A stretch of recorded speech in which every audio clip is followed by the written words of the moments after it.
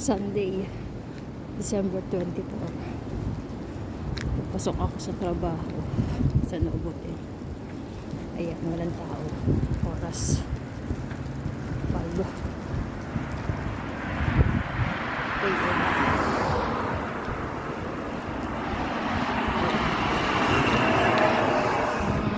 12 minutes lakad punta din sa Uban.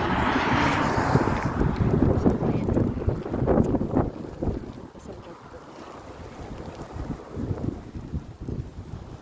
Pag Sunday, halos walang taong lumalabas dito sa Germany. Lalo pa ngayon, desperas na ng Pasko.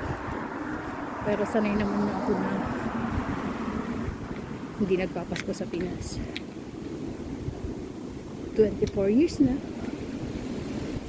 Mula nung nag-Taiwan ako, hindi na ako nakapag-Christmas sa amin. Ayun.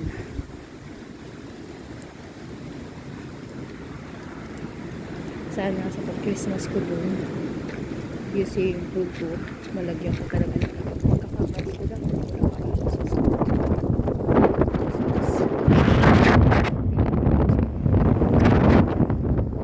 Decoration para sa Christmas.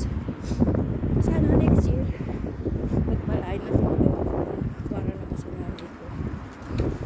Wala naman na ako ng inspirasyon kundi ang nanay ko. Hindi ko lang magawa. Sa ngayon, kailangan ko dapat kumain at ayusin. Kaya tiis muna. Kahit minsan nakikita kong usapan nila na si nanay nag-iisa. Hirap, pero kakayanin. Kasi kailangan.